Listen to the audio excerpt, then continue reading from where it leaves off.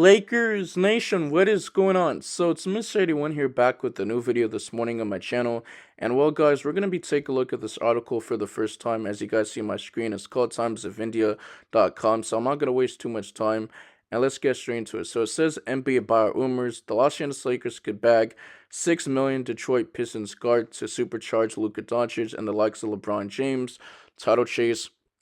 And obviously there's more information, so it's pretty detailed. The Los Angeles Lakers are targeting Detroit Pistons Malik Beasley to improve the three-point shooting. Beasley's enjoying himself a career best season with a 41% success rate from behind the arc, so that is actually incredible. And he could complement the likes of Lakers playmakers such as Luka Doncic, the superstar, and LeBron James. Reuniting with Beasley can enhance their offense efficiency and could boost their championship hopes as well. The Lakers came off a tough loss to the Utah Jazz, 131 to 119, after blowing them out on Monday night. So we're up 3-1 in the regular season, but it's All-Star break, and I'm pretty sure the Lakers do play against the Charlotte Hornets at home. So they had to reschedule it after, the wildfires last month. But we're going to have a week off, and the game is on February 19th, as I said. But the Lakers' three-point struggles were evident despite a 40% shooting night. The team is looking to adjust its inconsistent deep range efficiency, currently ranked 17th in the league with a 36% three-point shooting rate. The Lakers believe Beasley could be the solution to elevate their offense. Malik Beasley is 28 years of age, so he has experience. He's a veteran. And honestly, he's having a career best season with the Pistons. He's one of their top scorers, averaging around 16 points per game, shooting 41% from behind the arc on a career high on 9.4 attempts per game with 212 three-pointers made. So he did broke, the Detroit Pistons single season record and surpassed former Piston wing Sadiq Bey previously record of 211. His performance has been historic. Beasley scored 24 points and made 7 of 10 three-pointers made in a recent 132 to 92 thrashing of the Chicago Bulls, showcasing his ability. So it was a blowout. And the Los Angeles Lakers' interest in Malik Beasley stems from their need for a reliable three-point shooter to complement the playmaking of Luka Doncic and LeBron James. Both stars struggled in the loss to the Utah Jazz, combining for 8 turnovers and a negative 29 plus-minus rating. Adding Beasley could provide the Lakers with more consistent drive and kick option, enhancing their offensive versatility. He's a former Laker. He had a brief stint with us during the 2022-23 NBA season after being traded from the Utah Jazz, part of the Russell Westbrook deal. Obviously, he didn't stay with the Jazz. He was bought out. He was waived. And we got Jared Vanderbilt, Malik Beasley, and D'Angelo Russell. In return, we made it to the Western Conference Finals, but obviously we did get swept to the Denver Nuggets that year. And he did average, that season, 11.1 points per game. His three-point shooting did dip from 35.3% in 26 games. However, his current form of suggests he could offer significant improvement if he does return to LA. The guard did sign a 1-year deal with the Detroit Pistons last offseason after securing a long-term contract in 2025, and he did participate with the Milwaukee Bucks next to their star player Damian Lillard. And he did win the three-point shooting contest. Damian Lillard, obviously, Malik Beasley didn't. But it was on a vet minimum, $2.7 million, which he's making less. Now he's making more, $6 billion, 1 year left. But he's having a breakout season. He has positioned himself, and he's sought after as a free agent. And the Los Angeles Lakers can make a strong case or push to reunite with him.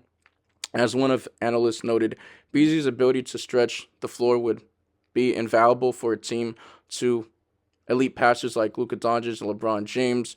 If the Los Angeles Lakers can secure Malik Beasley, it could be a game changer for their championship aspirations, providing the shooting boost needed to compete with the league's best. So, how do I feel about this? Personally, I do disagree with this, report or this article. He's a very streaky shooter. He's a cone on defense, not the greatest defender, and he's too inconsistent, right? The last time he was on the Lakers, and the Lakers did beat the Memphis Grizzlies in the first round, I do remember he was out of the rotation, and he wasn't getting PT. He was sitting next to Troy Brown Jr. For the ones that do know, he was a former Laker. and he really didn't get too much playing. So I'm pretty sure they did waive him that same year when they did acquire Mo Bamba from the Orlando Magic, and the Lakers traded, Patrick Beverley, and I'm pretty sure a second round pick from. So I'm good off of Malik Beasley. And two, would he want to come to the Los Angeles Lakers to, play on this team, especially him struggling and the lights are just too bright. I just feel like certain players cannot fit on this team, especially with the, pressure in LA and, players forgetting how to shoot right. We've seen it a bunch of times. But I think he's happy where he is with the Detroit Pistons. Like I said, he broke the record for the 3 pointers. And obviously, I don't think he's going to ask for a buyout. And if he did, he could clear waivers. But he's very cheap. He's on a favorable contract. But the Lakers would have to open up a roster spot after signing Alex Len on a contract, fat minimum, I'm pretty sure. But the Lakers, they have some, players on two-way contracts. For example, Trey Jemison, he's a tank. He's a big body. You got Christian Koloko or Jordan Goodwin. The first 2 games, Jordan Goodwin was good, against the Utah Jazz, and I'm pretty sure it was the Indiana Pacers. Correct me if I'm wrong. But he's a solid player, good defender, very good rebounder, actually. And I'm pretty sure he's like 6'4", but he's an okay 3-point shooter. Not the greatest. He's capable of knocking out a 3-point shot, but he's not known as this elite 3-point shooter. And there's players that could be bought out but haven't been bought out, and the Lakers could wait for them. So those players are Chris Boucher. He's currently on the Toronto Raptors. You got Larry Nance Jr. He's a former Laker. He played 3 seasons with us back in 2015 all the way down to 2018, but I'm pretty sure he's out for 6 weeks. And he's been playing the third role behind Clint Capella and also Neka Congo. So I'm not sure if he's going to be bought out unless he did ask for buyout. And there's other, free agents who are currently like Jaden Springer. He was on the Boston Celtics, but he was waived, and then the Houston Rockets did sign. I'm pretty sure they did waive him. You got Josh Richardson, but he was waived from the Utah Jazz.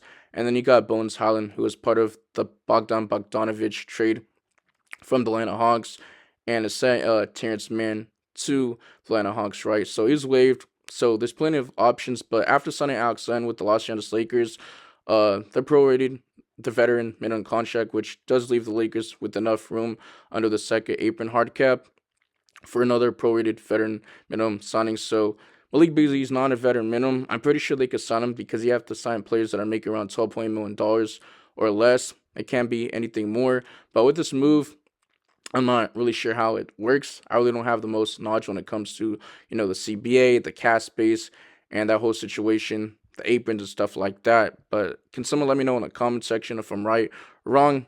But he's a former 3-point contest. I wouldn't say champion, but he did participate it next to Damian Lillard.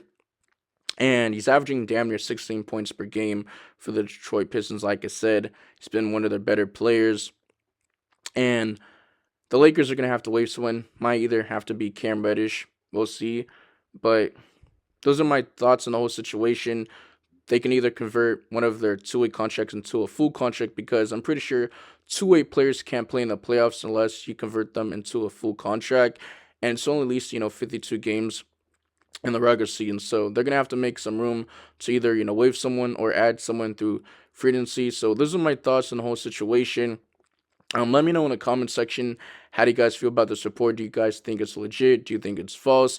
Because I'm pretty sure there's no sources. I haven't seen other, reports or insiders talk about this, but I thought this was a very interesting topic to bring up in this video. But I do want to show you the Detroit Pistons standings right now, because if the playoffs did start today, obviously they don't, but this is hypothetical, but if it did, they'll be a playoff team, which is actually surprising because they were like the worst team last year. I mean, I'm pretty sure they were on a 29-game losing streak, one of the worst in franchise history last year, but they're the 6th seed in the Eastern Conference standings, so if it started, they would not be a playing team, which is actually surprising.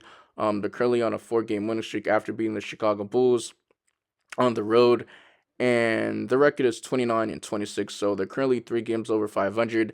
That's a huge boost after getting Malik Beasley on a 1-year, $6 million deal, and then you bring in the likes of Tobias Harris from the Philadelphia 76ers, And Cade Cunningham is taking the next step. I'm pretty sure he's going to be making his first All-Star appearance. Correct me if I'm wrong, if he did get out of, the All-Star. I forgot that word, that definition I'm trying to say. But you guys know what I'm talking about. But yeah, man, I'm out of here. Make sure you guys like the video, subscribe around the road to 3K subs, and turn on notification. Actually, I remember, I'm not sure if Cade Cunningham has been snugged or snubbed. I think that's how I pronounce it. But yeah, man, peace. Follow my socials.